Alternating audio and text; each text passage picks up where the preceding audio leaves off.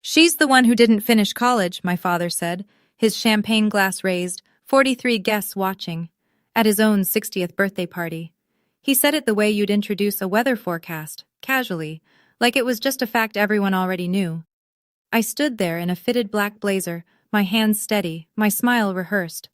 What he didn't know, what nobody in that room knew, was that the business card in my pocket would hit harder than any speech I could give, and within 60 seconds, his champagne glass would be in pieces on the marble floor. But I need to back up. Because the moment that broke everything didn't start at that party. It started 5 years earlier in a dorm room with a phone call that changed my life. Before I go on, if this story resonates with you, please take a moment to like and subscribe, but only if you genuinely connect with what you hear. And drop a comment telling me where you're watching from and what time it is there. I'd love to know. My name is Tori, I'm 28. And this is the story of how I handed my father the truth he spent 5 years trying to bury. Now let me take you back, 5 years, to the night I told my dad I was dropping out of college. It was October. I was 22, a junior. I'd started college a year late after working to save tuition money. That detail matters because Gerald never let me forget it. I was sitting cross-legged on my dorm bed in Austin, laptop open to a spreadsheet I'd been building for 3 weeks. Revenue projections, customer acquisition costs, conversion funnels. Words I'd learned not in a classroom, but behind the counter of a restaurant where I bussed tables and watched the owner lose money every single night because his reservation system was a spiral notebook and a prayer. I'd found something, a gap in the market so wide I could drive a truck through it. Small restaurants, the ones with 12 tables and a handwritten menu, had no affordable software to manage bookings. The big platforms ignored them. I didn't. I picked up my phone and called my father. Gerald Warden, retired senior accountant, a man who measured the world in degrees, titles, and decimal points. I told him everything. The idea. The prototype I'd already started coding at night. The 3 restaurant owners who said they'd pay for it tomorrow if it existed. He let me finish. That was the cruelest part. The silence that made me think he was actually listening. Then he spoke. So you're quitting? Not a question. A verdict. Dad, I'm not quitting. Your brother would never do this. Kyle was 22, still in school, still checking every box Gerald had drawn for him. Of course, Kyle would never do this. Dad, if you'd just look at the numbers. The line went dead. No goodbye. No, let me think about it. No, I love you, but I'm worried. Just the flat silence of a disconnected call. I sat on that bed for a long time, phone in my lap, screen dark. I wasn't crying because I was scared. I was crying because I already knew. That click wasn't just the end of a phone call. It was the end of the version of my father who might have listened. I didn't know yet that the next version would be so much worse. 3 weeks later, I called my grandmother on her birthday. Nana Ruth, 81 years old, sharp as a tack, the kind of woman who remembers every grandchild's shoe size. Tori, sweetheart. Her voice was warm. Then it shifted. Careful. Your father told me you're working at a diner somewhere, waiting tables. Honey, are you eating enough? My stomach dropped. Nana, that's not exactly... He said you quit school because you just couldn't handle it, not because you were sick or anything. He wants us all to pray for you. Pray for me, like I was in hospice. I called Gerald that night. He picked up on the first ring, almost like he was expecting it. Why did you tell Nana I'm a waitress? I told her the truth. You dropped out. You wait tables. His voice was smooth, reasonable. That is what happened, Tori. I'm building a company, Dad. He laughed. Not loud. Just a soft exhale through his nose, the kind of laugh designed to make you feel 6 inches tall. Sweetheart, everyone with a laptop thinks they're an entrepreneur. I gripped the phone so hard my knuckles ached. Then I found out the rest. My friend Kelsey from freshman year texted me a screenshot. A voicemail Gerald had left her. He said I was going through a rough time and suggested she give me space.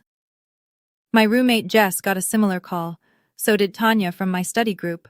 3 calls, 3 of my closest friends. 2 of them stopped texting me within a month. Gerald wasn't just disappointed. He was building a narrative, calling the right people at the right time with the right tone. Concerned father, heartbroken, just looking out for his little girl. He was erasing me, methodically, and I was only beginning to understand why. 1 year after dropping out, my life looked like this. A 400-square-foot studio apartment in East Austin with a window that didn't close all the way. A desk made from a door balanced on 2 filing cabinets. A coffee maker that only worked if you hit it twice on the left side. I coded 16 hours a day. I waited tables 5 nights a week at a Tex-Mex place on South Congress. I ate ramen so often the sodium made my fingers swell. The product was called Slate, a booking and table management platform for independent restaurants. Nothing flashy, no AI, no blockchain buzzwords. Just a clean, simple system that let a 12-table Italian place stop losing reservations written on napkins. My first 3 customers were all restaurants I'd worked at. They trusted me because I'd carried their plates and memorized their regulars' names. They paid $49 a month each, $147 in monthly recurring revenue. I remember staring at that number on my dashboard and thinking, this is real. Gerald called on Thanksgiving. I almost didn't pick up. Your cousin Jacob just got promoted to VP, he said. No hello. No how are you? 26 years old, same age as you. I said nothing. I'm not trying to make you feel bad, Tori. I'm trying to motivate you. I pressed my thumbnail into my palm until it left a white crescent. Thanks, Dad. Come home for Christmas. We can talk about getting you back into school. I know a few people at UConn who could. I have to go. I hung up first. It was the first time I'd ever hung up on Gerald Warden. My hands were shaking, but not from fear. Something had shifted. Something small and hard had lodged itself behind my ribs, and it was already beginning to grow. Gerald thought that call would push me back to campus. He was wrong. It pushed me further into the only thing I had left, the work. I flew home for Christmas anyway. I don't know why. Maybe I thought showing up would prove something. Maybe I still believed that if I just stood in the same room as my father, he'd eventually see me. Mom opened the door. Brenda Warden, 56, soft-spoken, the kind of woman who communicates love through casseroles and avoids conflict like it's a house fire. She hugged me a beat too long. Her eyes wouldn't meet mine. The living room was full. 15 people. Aunts, uncles, cousins. Gerald stood by the fireplace in a pressed blue shirt, holding court with a glass of bourbon. He saw me, didn't stand, didn't walk over, just raised his glass an inch. Well, look who made it. A cousin asked what I was up to these days. Gerald answered before I could open my mouth. She's figuring things out, aren't you, sweetheart? That voice, dripping with pity. The whole room gave me the look. The one you give a stray dog that wandered in from the rain. I tried. Actually, I'm building a... Kyle, tell everyone about the Anderson account. Gerald pivoted to my brother without blinking, like I'd never spoken at all. After dinner, he found me in the kitchen, alone, loading the dishwasher. He leaned against the counter and spoke quietly, almost gently. Don't embarrass me in front of everyone with your little business. When you have something real, we'll talk. I didn't answer. I finished the dishes. I grabbed my coat. I was halfway to the car when Mom caught up. She pressed a tin of her sugar cookies into my hands. She didn't say a word. She just pulled me close, held on for 5 seconds, and walked back inside. I drove to the airport at 8 p.m. on Christmas night. The cookies lasted 3 days. The silence from my mother, that lasted much longer. And it cut in places Gerald's words couldn't reach. Year 2. Slate had 50 restaurants on the platform. I hired my first 2 employees, a junior developer named Marco and a customer support rep named Sienna, who worked from her kitchen table in Waco. We were scrappy. We were growing. But back in Connecticut, Gerald was growing something too. He'd upgraded the story. I wasn't just waiting tables anymore. Now I was unstable. Now I was not doing well. He told the family in the voice he'd perfected. Low, heavy with concern, the voice of a father carrying a burden no one else could understand. I worry about her, he'd say. I don't think she's okay. The effects were surgical. My cousin Dana stopped inviting me to her annual 4th of July cookout. Aunt Pam sent me a prayer chain email. Nana Ruth called less and less. And when she did, she spoke to me like I was made of glass. Kyle phoned one night, cautious. Dad told me you don't want to talk to anyone, that you asked for space. I nearly dropped my coffee. Kyle, I never said that. He's the one who, I know. I didn't know what to believe. Gerald had flipped it. He wasn't pushing me out. According to his story, I was pulling away. I was the one isolating myself. He was just the worried father, helpless at the margins. I made one last attempt. I called him. Dad, I need you to stop telling people things that aren't true about me. Everything I said is true. His voice was calm, practiced. You dropped out. You wait tables. What part is wrong? Technically, parts were true. I had dropped out. I had waited tables. But he was using half-truths the way a locksmith uses picks, carefully, precisely, to open doors that should have stayed shut. I hung up. And I made a decision that would hold for the next 3 years. I would stop explaining.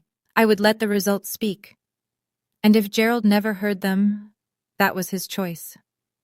I didn't know yet that he would hear them, in the worst possible way, on the best possible night. Year 3 is when he crossed the line from words into action. Slate was growing fast. 120 restaurants. Real revenue.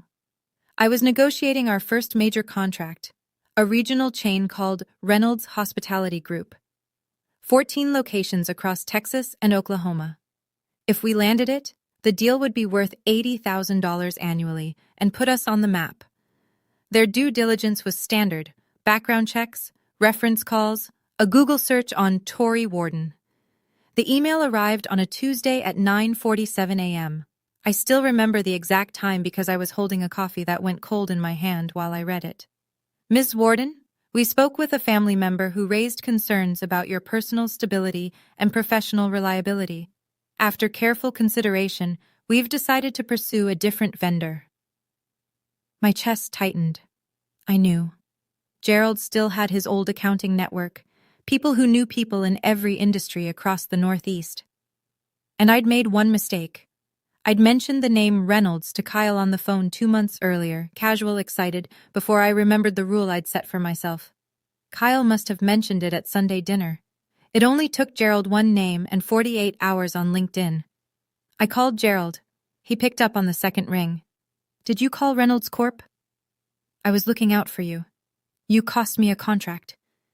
If your business can't survive one phone call, it wasn't real. That's not your decision to make. A pause. Then his voice, harder now, the mask slipping. I'm your father. Everything about you is my decision. I ended the call. My hands were trembling, but I didn't throw the phone. I didn't scream. I set it face down on my desk, opened my laptop, and started an email to 4 other potential clients. $80,000. Gone because Gerald Warden found a LinkedIn profile and made a phone call. Not out of love, not out of concern, out of control. Pure, cold architectural control. He'd moved from gossip to sabotage, from dinner table whispers to destroying my livelihood. And something inside me, the thing that had lodged behind my ribs 2 years ago, locked into place like a deadbolt. I was done defending, done explaining, done bleeding for a man who kept sharpening the knife. From this point on, Gerald would get nothing. No updates, no arguments, no chances, just silence. Until silence wasn't enough anymore. Losing Reynolds nearly broke Slate. I had to let Sienna go.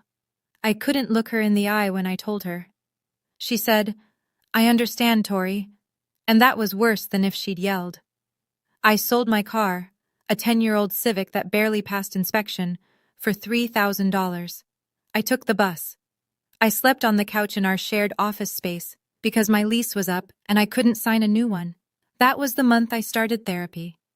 I found Dr. Nguyen through a sliding scale directory. She had a small office near campus with a crooked fern on her windowsill and a box of tissues that never seemed to run out. In our 3rd session, she asked the question I'd been avoiding. Why don't you just tell your family the truth? Because he'll find a way to make it small. He always does. She tilted her head. And if he does? Then I'll have given him another weapon. Dr. Nguyen leaned forward. Tori, you don't need him to believe you. You need you to believe you. I stared at the crooked fern. I'd been watering someone else's opinion of me for 3 years and wondering why I felt so dry. That night I made 2 decisions. First, no one in the Warden family would receive any information about Slate, my finances, or my professional life. Gerald couldn't destroy what he couldn't see. Second, I would build this company so quietly and so well that when the truth finally surfaced, and truth always surfaces, no speech would be necessary. On Friday, I opened my inbox to a message I'd almost missed between spam. Subject line, interested in Slate, can we talk? Sender, Patricia Voss, former CTO of a publicly traded restaurant tech company. Angel investor. The kind of name you Google and then sit very still for a minute. I sat very still for a minute. Then I replied. Patricia Voss was 53, silver-haired, direct, and terrifying in the best possible way. She'd built and sold 2 companies before I was old enough to drive. She took the meeting at a coffee shop in downtown Austin. No office, no assistant, just a black Americano and a legal pad. I pitched for 20 minutes. She asked questions for 40, not softball questions, hard ones. What's your churn rate? How do you handle restaurants that cancel after onboarding? What happens when Toast or OpenTable builds the same feature? I answered everyone. Not perfectly, but honestly. And when I didn't know something, I said, I don't know yet. Here's how I'd find out. She put her pen down. I like that you don't pretend. Most founders fake it until they forget what's real. 2 weeks later, Patricia Voss invested $200,000 for 15% of Slate Systems. She also became my mentor, the first person in my professional life who looked at what I was building and said, this matters. That evening, I sat in my studio apartment, still the same 400 square feet, still the same broken window, and held my phone. I scrolled to Mom. I wanted to tell her, God, I wanted to tell her. But I knew the math. Anything Brenda Warden heard at dinner, Gerald Warden heard by dessert. I put the phone down. Instead, I called Uncle Ray. Ray Warden. My father's younger brother, 53, quiet, lived in Portland, sold handmade furniture, never once asked me when I was going back to school. I told him everything, the company, Patricia, the revenue, the plan. He listened without interrupting. A Warden family trait, apparently, just deployed differently. When I finished, the line was quiet for a moment. Then, I always knew you'd figure it out, kid. Don't let anyone make you small. I cried. For the first time in 2 years, I cried because something good was happening and someone who shared my last name actually noticed. Year 4 is when the irony got so thick I could choke on it. Slate Systems had 500 restaurants on the platform, 20 employees, $3 million in annual revenue. We'd moved into a real office, glass walls, standing desks, a kitchen that actually had food in the refrigerator. Forbes ran a feature in their digital edition, a roundup of emerging restaurant tech founders. Slate was highlighted. My name was in the article. Slate was featured. My name was in the article. But I'd specifically asked the journalist not to include my photograph. She thought it was modesty. It wasn't. It was strategy. Uncle Ray called the day after Thanksgiving. You're never going to believe this. Try me. Your father spent 20 minutes at the dinner table raving about some brilliant tech company that's transforming the restaurant industry. He read about it in Forbes. He was practically pounding the table. I closed my eyes. He said, and I'm quoting, "This is the kind of thing I wish Tori had the brains to build." The silence between us stretched for 5 full seconds. I almost choked on my turkey, Ray said. I laughed. It came out short and sharp like a cough. There was no humor in it. My father was praising my work at the same table where he pitied my failure. Same meal, same breath. Don't tell him, Uncle Ray, not yet. I won't, he paused. But someday, Tori, he's going to find out, and when he does, I want a front row seat. I hung up and sat with it. Gerald Warden, the man who told 40 relatives his daughter was a struggling waitress, was now a fan of her company. He just didn't know the waitress and the CEO were the same person. That Thanksgiving, he carved a turkey and my reputation in the same room. He celebrated Slate and mourned Tori without realizing they were the same story. I saved Uncle Ray's voicemail. I had a feeling I'd want to hear it again someday. Kyle got engaged in February. I found out through Instagram. A photo of him and Jessica, beaming, a ring catching the light, captioned, "She said yes," on a story I almost swiped past. He hadn't told me. Or rather, Gerald hadn't let him. Kyle called 2 days later. His voice was tight with guilt. "Dad said you were too busy to come to the engagement party. I should have called you myself. I'm really sorry, Tori." "It's okay, Kyle. Congratulations. I mean it." It wasn't okay, but Kyle wasn't the enemy, and I wasn't going to make him feel worse than he already did. The party had already happened. 30 guests at the house in Westport. Gerald's full production, caterer, champagne, a toast that apparently made Jessica's mother cry. I heard the details from Dana, my cousin, the one who'd stopped inviting me to her cookouts, until she didn't. She called that night, hesitant. "I need to tell you something." I sat down.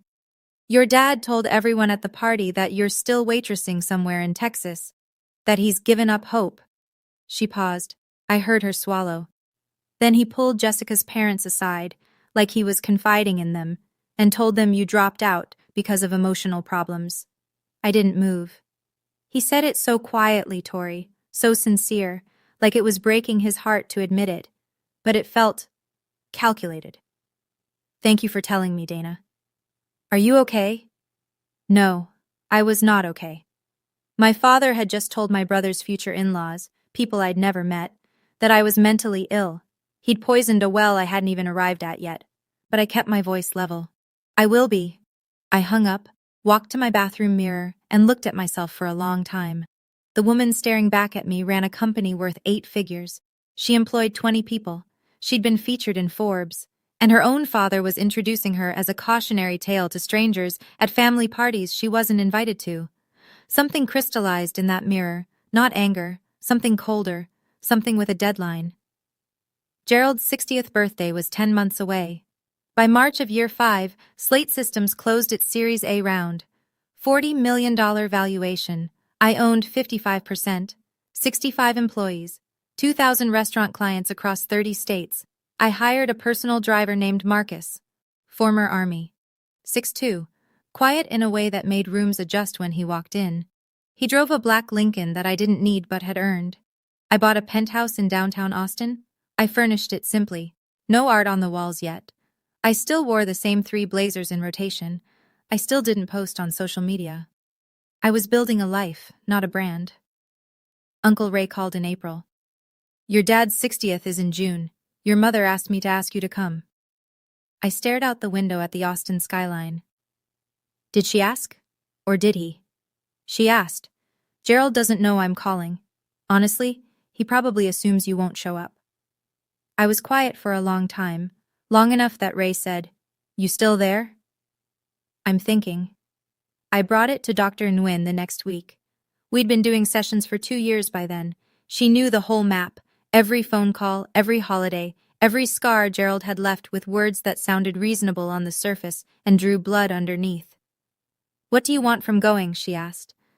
I looked at the fern. It had grown since I started coming. Straighter now. "I want it to be over. I want to stop being the version of me that he invented." She nodded, wrote nothing down. That meant it was important. I called Ray that night. "I'll be there, but I'm doing it my way." After we hung up, I opened my desk drawer, took out a business card, creamstock, embossed lettering. Tori Warden, CEO, Slate Systems. I slid it into my wallet. Then I called Marcus. "June 15th, Connecticut. Clear your schedule." "Yes, ma'am." 3 words. That's all it took to set the final piece in motion. But before that night arrived, Gerald would do one more thing. One final thing. The thing that almost made me cancel everything. And the thing that guaranteed I wouldn't. 2 weeks before the party, my phone rang at 8 a.m. The caller ID showed a New York area code. I picked up expecting a sales call. "Ms. Warden, This is David Park from Crestline Ventures. We're currently evaluating Slate Systems for a potential growth stage investment. Of course, how can I help? A beat of silence. The professional kind. The kind that means someone's choosing their words carefully. I'll be direct. Someone claiming to be your father contacted our firm yesterday. He suggested we, and I'm quoting, do our due diligence on her mental health history before committing capital. The room tilted, just for a second. Here's what I pieced together afterward. Gerald had been Googling my name periodically for years. Kyle let it slip once. Dad checks on you online sometimes. To Gerald, that was parenting. He'd seen my name connected to Slate Systems in a trade article, but never read past the headline. He didn't know I was CEO. He didn't know the valuation. He just saw the word investment next to his dropout daughter's name and decided to do what he always did, control the story before anyone else could tell it. He found Crestline's general number on their website and called.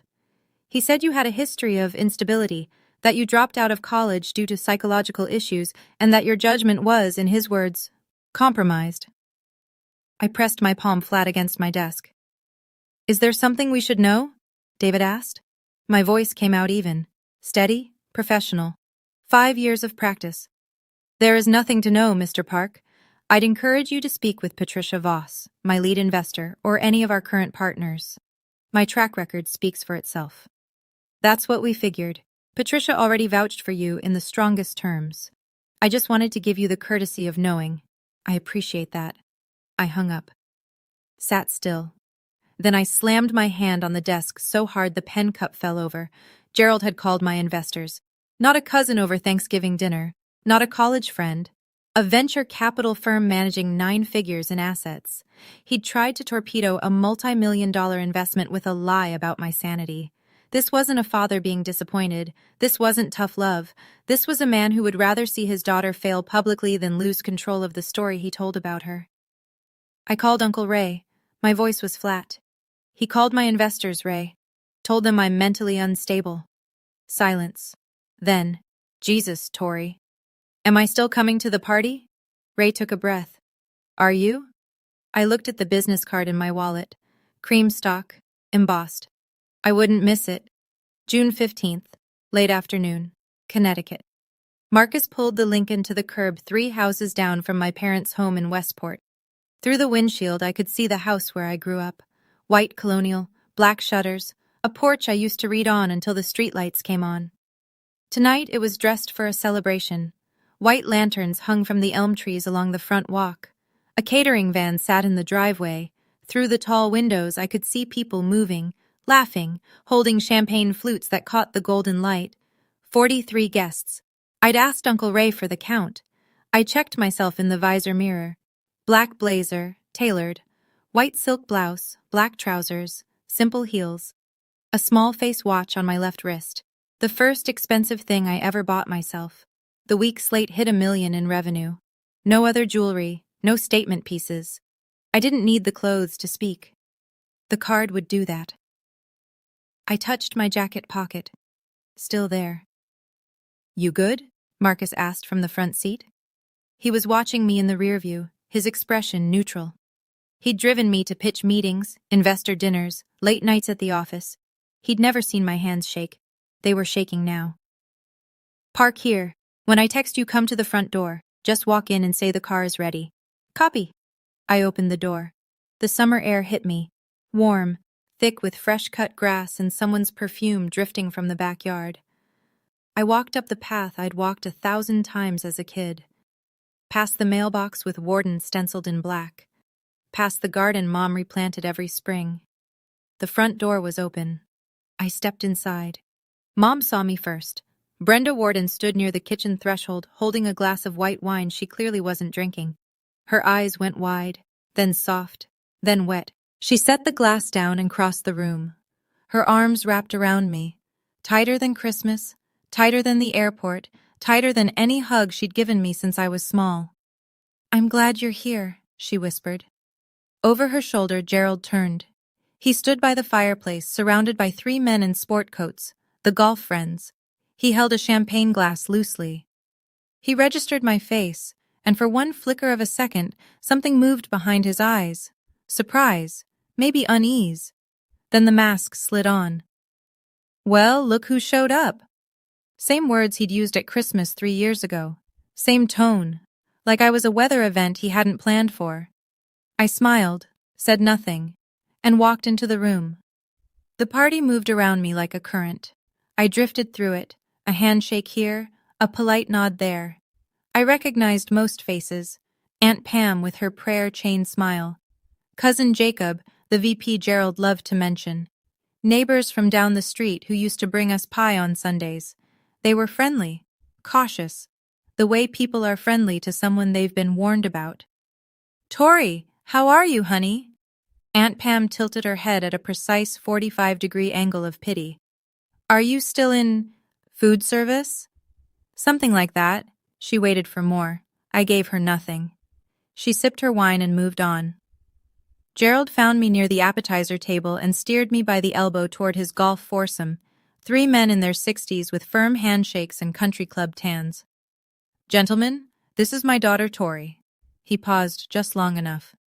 "She's finding herself." A polite chuckle from the group. One of them, a man named Ed, looked at me with genuine curiosity. Gerald moved on before Ed could ask a follow-up. Next, Jessica's parents, Richard and Maureen, the in-laws Gerald had already briefed about my emotional problems. Gerald placed his hand on my shoulder, proprietary, warm, performing. "This is Tori, our free spirit. Didn't quite finish the college thing." He smiled like he was sharing a charming family anecdote. "But we love her anyway, don't we?" Maureen's smile was tight. Richard looked at his shoes. I said, "Nice to meet you both." My voice was steady. My eyes were clear. Kyle passed behind me as Gerald moved to greet another cluster of guests. My brother's hand found mine, squeezed once. "I'm sorry," he whispered. "I should say something." "Don't. Not tonight. This is his show." Kyle's jaw tightened. He nodded and stepped away. I stood alone for a moment near the window. Outside, the lanterns swayed in a warm breeze. Inside, 43 people drank and laughed and lived inside a story Gerald had written. A story where I was the cautionary tale, the dropout, the failure, the one they loved anyway. I slipped my hand into my blazer pocket. The card was there, waiting. Let him finish his show, I thought. The script is about to change. At 7:30, Gerald tapped his champagne glass with a butter knife. The room settled. Conversations dissolved into silence.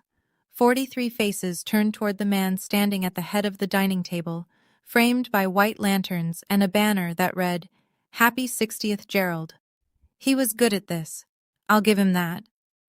Gerald Warden could hold a room the way some people hold a tune, effortlessly, with the kind of authority that made you forget he'd practiced every word in the bathroom mirror. "Thank you all for being here tonight. 60 years. He shook his head with rehearsed wonder. "I look around this room and I see every person who made those years worth living." He thanked Brenda. She smiled from her chair, the smile of a woman who had learned to perform gratitude on cue. He thanked his golf buddies, his former colleagues, the neighbors, then the children. "Kyle," Gerald raised his glass toward my brother. "Couldn't be prouder. College degree, great career, a beautiful fiancé." He gestured to Jessica. The room applauded. Kyle shifted in his seat, uncomfortable with praise he hadn't asked for. Then Gerald turned to me. His voice changed, softer, heavier. The voice he used when he told relatives he worried about me. The voice of a man performing sorrow. "And Tori." He found me at the back of the room. "My daughter." A pause that held the weight of 5 years. "The one who didn't finish college." He shook his head slowly, smiled with closed lips. "But we love her anyway, don't we?" Scattered laughter, a few sympathetic nods. Someone near the kitchen whispered something I couldn't hear. Aunt Pam pressed her hand to her chest like she was watching a sad commercial. Brenda closed her eyes. Kyle's knuckles went white around his fork. Uncle Ray set his glass on the table with a deliberate clink.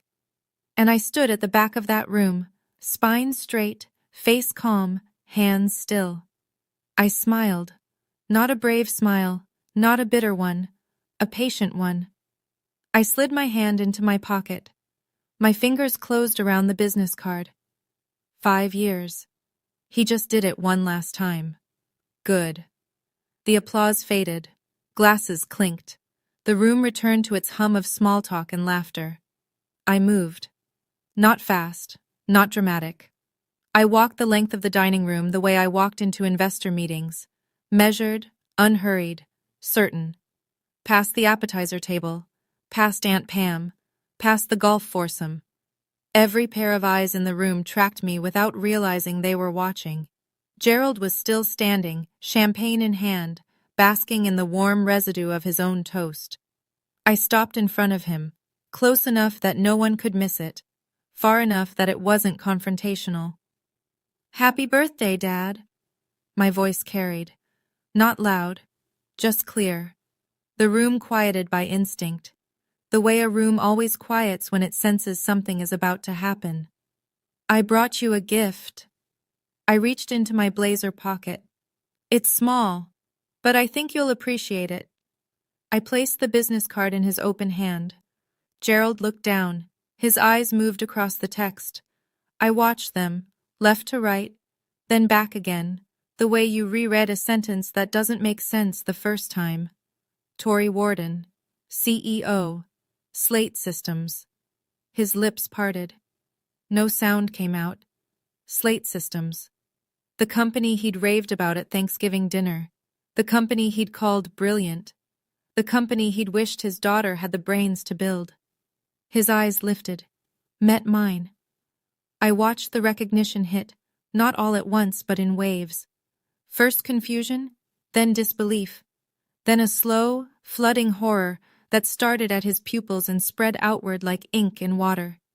His fingers loosened. The champagne glass slipped from his hand and shattered on the marble floor. The sound cracked through the room like a gunshot. Every conversation stopped. Every head turned. 43 guests stared at Gerald Warden, his hand still open, his face white, champagne and broken glass pooling at his polished shoes. No one moved. No one breathed. I stood exactly where I was, hands at my sides, my heart hammering so hard I was sure the whole room could hear it. But my face gave them nothing. The silence lasted 4 seconds. It felt like 40. Someone near the kitchen said, "What happened? What's on the card?" Gerald didn't answer. He couldn't. He stood frozen, staring at the small rectangle in his hand like it had caught fire. Kyle stepped forward. He took the card gently from Gerald's fingers, turned it over, and read it aloud. His voice was steady, but I could see the vein in his neck pulsing. Tory Warden, CEO, Slate Systems. A murmur rolled through the room, low, electric, gathering speed. Slate Systems? Ed from the golf group frowned. "Wait, isn't that the company?" "Oh my God," Aunt Pam said.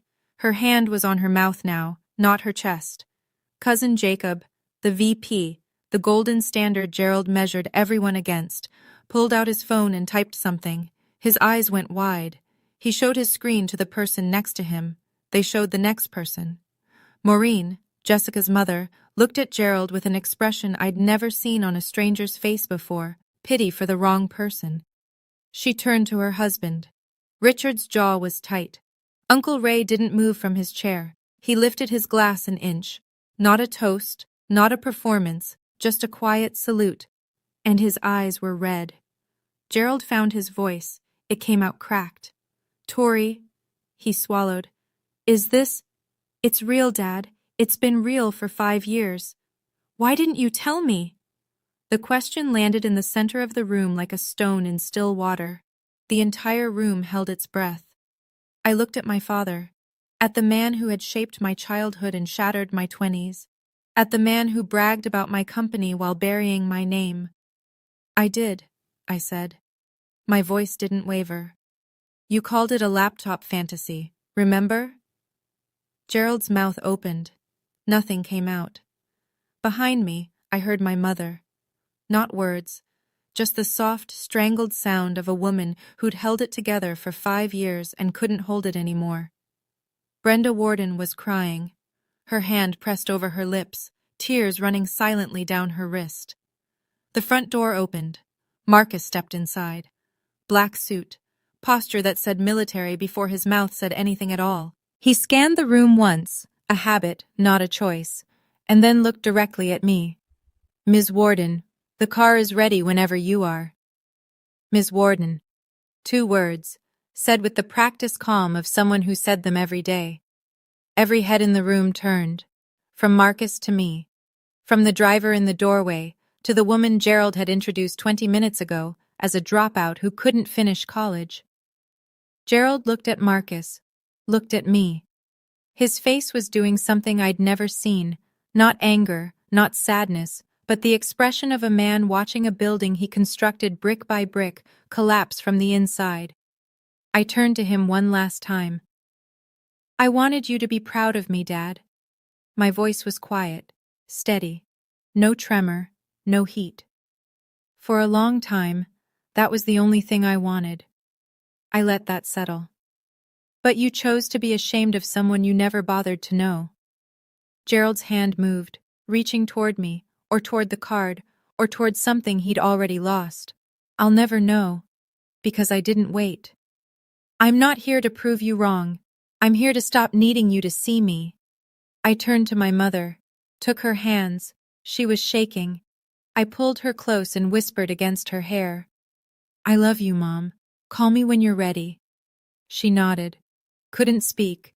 I found Kyle, took his hand, squeezed it. "I'm proud of you. Truly. This doesn't change that." His eyes were glassy. He squeezed back. Then Uncle Ray. He stood from his chair. He didn't say a word. Just wrapped his arms around me the way he had when I was 9 years old and fell off his porch and refused to cry. I stepped back, straightened my blazer, walked to the door. Marcus held it open. I didn't look back. Not because I was too proud, because if I looked back, I would see my father's face, and some part of me, the little girl who used to ride on his shoulders at the park, might have stayed. And I couldn't stay. Not anymore. The night air hit my skin as I stepped out. Warm, quiet, the lantern still glowing behind me, the Lincoln waiting at the curb. I walked toward it. Behind me, through the open door, I heard nothing. No shouting, no footsteps, just the enormous suffocating silence of 43 people who had just watched a story rewrite itself. Marcus pulled away from the curb slowly. No rush. The headlights swept across the front of the house, and then we were past it, turning onto the tree-lined road I used to bike down every summer. I watched the house shrink in the side mirror, the white columns, the lanterns, the warm glow of a party that had gone very, very quiet. Marcus drove. I sat. Neither of us spoke. We were 2 miles from the highway when it hit me. Not the satisfaction, not the relief, just the weight. All at once, like a dam breaking, 5 years of held breath releasing in a single, silent flood. I cried. Not the way I cried in my dorm room 5 years ago. Not the way I cried when Uncle Ray said he was proud of me. This was different. This was the kind of crying that comes from a place so deep you don't have a name for it. I wasn't crying because I won. I was crying because I'd spent 5 years hoping I wouldn't have to do this. I was crying for the father I lost on a phone call when I was 23.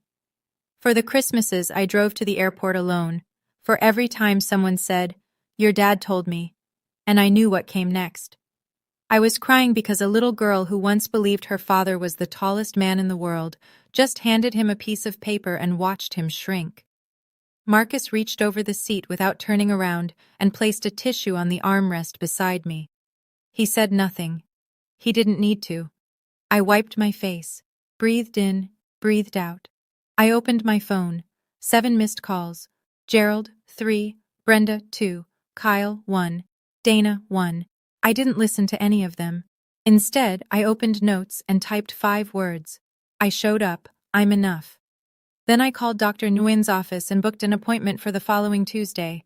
The highway opened up ahead of us. Dark sky, clear lane. I leaned my head against the cool glass and closed my eyes. It wasn't over. I knew that. But the hardest part was done. I had introduced myself. The next morning I was back in Austin. Same desk, same view of the skyline through floor-to-ceiling glass. But something in the room was different, or maybe something in me was. I called my attorney at 9 sharp. "Rachel, I need you to draft a cease and desist letter." She didn't flinch. Rachel Briggs had been my counsel since the Series A. She'd seen the Reynolds situation. She knew the backstory. "Who's the recipient?" "My father, Gerald Warden." A brief pause. "Professional, not personal." "What specifically are we addressing?" "2 documented instances of unauthorized contact with my business associates, Reynolds Hospitality in year 3 and Crestline Ventures 2 weeks ago. Both times he made false statements about my mental fitness to conduct business. That's tortious interference and defamation per se under Connecticut and Texas law. I want it clean, Rachel. No emotion, just the facts and the consequences if he continues." "Tori, are you sure? He's your father." "That's exactly why it has to be formal. Informal didn't work for 5 years. Rachel said she'd have the draft by end of day. I spent the next hour composing an email. Not to Gerald, to the family. I revised it 4 times before it felt right. Clear without being cold, honest without being vindictive.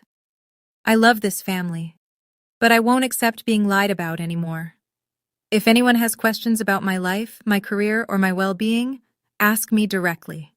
Not Dad. I'm not the person he described, and I think some of you are beginning to understand that. My door is open. It always has been. I hit send, set the phone face down, pressed my palms flat on the desk and breathed. Patricia Voss called that afternoon. I heard what happened. News travels fast. Good news should. Her voice was warm, certain. You handled it with more grace than anyone I know. The board is behind you 100%. I thanked her. We talked for a few minutes about next quarter's projections. Normal work, normal life. The kind of conversation I'd fought 5 years to have without looking over my shoulder. When we hung up, I sat in the quiet of my office and realized something. The cease and desist wasn't punishment. The email wasn't revenge. They were borders. Real, visible lines that said, "You may love me, but you may not lie about me. You may disagree with me, but you may not sabotage me. Boundaries aren't walls, they're doors with locks." And I'd just changed the key. Uncle Ray called 2 days after the party. "Thought you'd want a report from the front." "Go ahead." Gerald had locked himself in his study the entire day after his birthday. Brenda brought him coffee twice. He didn't touch it. The caterer came to pick up the rented glassware at noon, and Gerald didn't come out to sign the invoice. Brenda handled it. Ray said Gerald spent hours on his computer, searching, reading. He found everything, Tori, Forbes, TechCrunch, the Series A announcement, your LinkedIn, all of it. I stared at the ceiling. He called Kyle that night, asked if Kyle knew. Kyle said no. Ray paused. Then Kyle said something I didn't expect. "What?" He said, "No, Dad, I didn't, because you made sure none of us knew the real Tori." I closed my eyes. "And your mother?" Ray's voice shifted, softer. Gerald asked Brenda why she didn't tell him. She said, and I'm only telling you this because she told me directly. She said, "Tell you what, Gerald? You never listen. You never listen to her. You never listen to me." My breath stopped. Brenda, my quiet, careful, casserole-making mother, the woman who hadn't contradicted Gerald in 30 years of marriage. She really said that? Word for word. I didn't know what to do with that information. It was too big to feel all at once, so I put it somewhere safe and moved on. Has he tried to call me? 4 times. Left voicemails. First one was, "Tori, we need to talk." Second was, "I didn't know." Third was just, "Please." And the fourth? Silence. 30 seconds of dead air. Then he hung up. I imagined Gerald sitting in his study, surrounded by bookshelves and framed certificates and a lifetime of curated accomplishments. staring at a phone that wouldn't ring back. I didn't feel victorious. I didn't feel vindicated. I felt like someone had pulled a splinter out of a wound that had been infected for 5 years. It hurt worse coming out than it did going in. But the infection was over. The fallout wasn't dramatic. It was social, quiet, relentless. Within a week, the story had traveled through the entire Warden family tree like water through cracks in a foundation. Not because anyone was gossiping maliciously, but because the truth, once spoken, has a velocity that lies can never match. Nana Ruth called me on a Wednesday morning. She was crying before I picked up. "I'm so sorry, sweetheart. I believed every word he said. I should have called you more. I should have asked." "It's not your fault, Nana." "It is. A grandmother is supposed to know." Her voice broke. "You must have been so lonely." I bit the inside of my cheek. I had some good people. "Well, now you have me again. And I'm not going anywhere." The golf group was less forgiving. Ray told me Gerald showed up for his usual Saturday round and felt the temperature shift before anyone said a word. Ed, the one who'd seemed curious about me at the party, was the one who said it. "Gerald, I've known you 15 years. You sat at my table and trashed your own daughter, and she's running a company worth more than every business on this street combined? That's the worst thing I've ever heard a father do." Gerald didn't finish the round. Then came the in-laws. Jessica's parents, Richard and Maureen, called Kyle. Maureen was direct. "Your father told us Tori had emotional problems. He looked us in the eye at our first family event and lied. Kyle, that concerns us." Kyle told me about the call. He sounded tired. "They're not mad at you. They're mad at Dad. But it's creating tension. Jessica's worried." "I'm sorry, Kyle." "Don't be. This is on him. All of it." The cease and desist arrived at Gerald's house on a Thursday. Rachel confirmed delivery. Signature required. Uncle Ray told me Gerald sat at the kitchen table reading it. He read it twice. Then he folded it, put it back in the envelope, and sat there for a very long time. He didn't call anyone that night. He didn't call anyone the next day either. The man who had controlled the Warden family narrative for 5 years was, for the first time, out of words. 2 weeks after the party, Uncle Ray showed up at my office in Austin. He didn't call ahead, just appeared in the lobby holding a brown paper bag and wearing a flannel shirt that probably cost $12. "Drove down from Portland," he said. "Brought you a sandwich." We ate on the rooftop terrace of my building. Turkey clubs. Like when I was 10 and he'd take me fishing and we'd eat gas station sandwiches on the dock. He pulled an envelope from his jacket. "This is from your father. He asked me to bring it because he doesn't have your address. I told him I'd deliver it, but I wouldn't lobby for him. I'm the mailman, not the ambassador." I took the envelope, plain white. My name handwritten on the front in Gerald's precise accountant's script. No return address. I opened it at my desk that evening, alone. The letter was 2 pages, handwritten. His penmanship was slightly uneven. He'd been pressing too hard with the pen in places. He started by admitting he was wrong.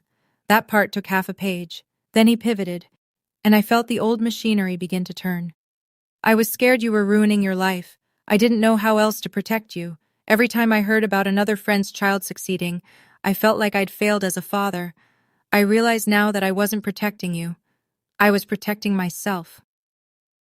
That last sentence surprised me.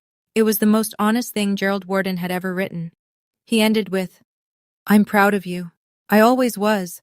I just didn't know how to show it." I folded the letter, set it on my desk, stared at it.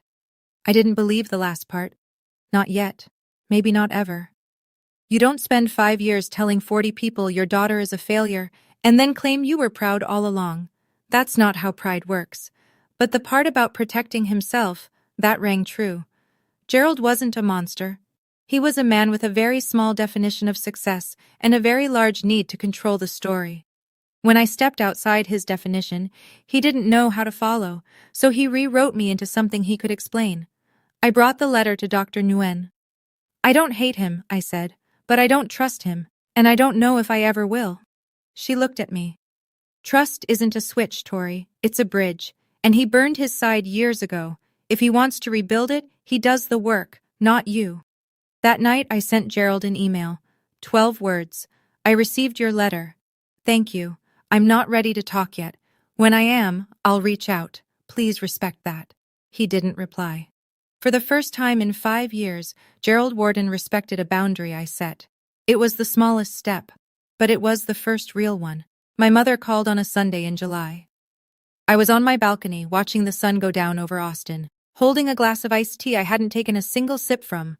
Her name lit up the screen. Not home, not mom and dad. I'd changed the contact to just mom 2 years ago, a small act of separation that felt enormous at the time. Tori? Her voice was different, steadier, like a woman who'd been practicing what to say. Hi, Mom. A pause. Then she spoke, and I realized she hadn't been practicing at all. She was just finally telling the truth. I'm sorry I never stood up for you. I was a coward. I watched your father rewrite who you were, and I stood in that kitchen and said nothing, year after year. I gripped the railing. I knew it was wrong. Every time he picked up the phone and called someone to tell them you were struggling, I knew, and I told myself it was easier to stay quiet than to fight him. She took a shaky breath. There is no excuse for that. You're right, I said. My voice was thick. There isn't. I heard her swallow. That hurt more than anything he said, Mom, because I always knew you loved me, and you let him do it anyway. She cried. Not the quiet kind from the party, real crying, the kind that breaks open a chest. I know. I'm not asking for excuses. I'm asking for different. I'm seeing a counselor. She said it quickly, like she'd been saving it. Gerald doesn't know, but I needed to talk to someone. I needed to understand why I stayed silent. Now I was crying. I'm glad, Mom. I really am. We stayed on the phone for 2 hours that night. I told her things I'd never told anyone in the family. About sleeping on the office couch, about Patricia Voss. About the night I won a SAS Industry Award and stood on stage accepting it with no one in the audience who shared my name. I wish I'd been there, she said. Me too, Mom. Me too. When we hung up, the iced tea was warm and the sky was dark, and something that had been locked in my chest for 5 years had shifted. Not opened, not healed, but shifted. The way a bone resets before it can begin to mend. Brenda Warden was never going to be the mother who charged into battle, but she was, for the first time, becoming the mother who refused to look away. And right now, that was enough. 6 months after the party. December. My office. I keep 2 business cards in my desk drawer. One is a fresh print, the kind I hand to investors and conference contacts. The other is the one I carried in my blazer that night in June. It has a small crease from where Gerald's fingers folded around it before the glass fell. I don't know why I kept it. Maybe because it's proof. Not proof of my company or my title. Proof that I showed up. People ask me sometimes if that night was worth it. If I regret it. If I'd do it differently. I tell them I didn't go to that party to win. I went because if I didn't, I would have spent the rest of my life living inside Gerald's version of me. The dropout, the waitress, the one they loved anyway. And that version was a prison I built by never walking out the door. Slate is still growing. 65 employees now, a new round of funding and discussions. I was invited to speak at a restaurant tech conference in Chicago. When I introduced myself on stage, my name is Tori Warden, CEO of Slate Systems. I didn't flinch. I didn't feel the need to add, and yes, I went to college. Or, it's a real company. Or any of the disclaimers I used to rehearse in my bathroom mirror. That might be the biggest change. Not the revenue, not the valuation. The fact that I can say my own name in a room full of strangers and feel like it belongs there. I spent 5 years thinking I needed my father's approval. Turns out, I just needed my own. I still haven't spoken to Gerald directly. Not because I hate him. Not because I'm punishing him. Because I'm waiting to see if he changes because he was exposed, or because he actually understands what he did. There's a difference. And after 5 years of half-truths, I've learned to wait for the real thing. Uncle Ray gives me updates. I don't ask for them. He just calls on Sundays and weaves them in between stories about his furniture orders and whatever book he's reading. Gerald started therapy, a counselor in Fairfield, Tuesdays at 4. Some weeks he goes, some weeks he doesn't. Ray says the weeks he skips are the weeks he'd have to talk about the hard stuff. He's trying, Ray told me once. I'll give him that. Whether he's trying hard enough, that's for you to decide. Gerald sends me an email every month. Short. Never more than 3 sentences. No demands. No guilt. Saw Slate mentioned on Bloomberg today. Hope you're well. And last month, happy birthday, Tori. No strings attached. I read every one. I haven't replied to any of them, but I haven't deleted them either. They sit in a folder I labeled pending. Kyle told me something last week that I haven't been able to stop thinking about. Gerald dismantled his study. The room he'd spent 30 years filling with framed degrees, CPA certificates, photos of himself shaking hands with the county comptroller, gone. He boxed everything up and put it in the garage. He left one photo on the wall, me, 5 years old, sitting on his shoulders at Riverside Park, both of us laughing, my hands gripping his hair, his hands gripping my ankles. Kyle sent me a picture of the wall, just the one frame, a single nail. I stared at that photo for a long time. That man, the one in the picture, the one holding me up, that's the father I remember having. That's the father who disappeared somewhere between my first day of college and a phone call in October. I don't know if Gerald can find that man again. Maybe this study is just another performance. Maybe dismantling the trophies is his way of rebuilding the narrative. Look at me, I've changed. Or maybe it's real. Maybe he took down every frame because he finally realized that none of those certificates ever told him who his daughter was. I don't know yet, but the photo stays, and so does the door. If you're still here, if you've been listening this whole time, I want to say something directly to you, not as a CEO, not as someone with a revenge story, just as a woman who spent too many years letting someone else write her name tag. If someone in your family is lying about you, reshaping you into a version that serves their pride and buries yours, you don't need a $40 million company to prove them wrong. You don't need proof at all. The only thing you need is the willingness to say out loud or just to yourself, the version of me you're telling people about is not who I am, and I refuse to live inside that story. I didn't cut Gerald out of my life, but I drew a line so clear that no one, not him, not my mother, not my brother, not a single cousin at a single holiday, could pretend it wasn't there. That line isn't a wall, it's a door. The key is on Gerald's side. If he changes, truly, deeply, not just because he got caught but because he understands, the door is open. It always has been. But I'm not standing on my side of it waiting anymore. I have a company to run. I have people who depend on me. I have a life that doesn't need anyone's permission to exist. It's Tuesday morning in Austin. The skyline is orange. My coffee is hot. My phone just buzzed. A new email from Gerald. I can see the preview. Thinking of you today. Just wanted you to know. I look at it for a moment. I almost smile. Then I set the phone down, pick up my coffee, and watch the sun come up over a city that knows my name, even if it took my family 5 years to learn it. My name is Tori Warden, and I finally get to introduce myself. And that's where I'll leave it, for now. If Tori's story touched something in you, type "my story" in the comments. Or share the boundary you wish you'd set sooner. If you've ever been mislabeled by someone who should have known you best, you're not alone. Like and subscribe if you want more stories like this one. And check the description for another story I think you'll connect with. See you in the next one.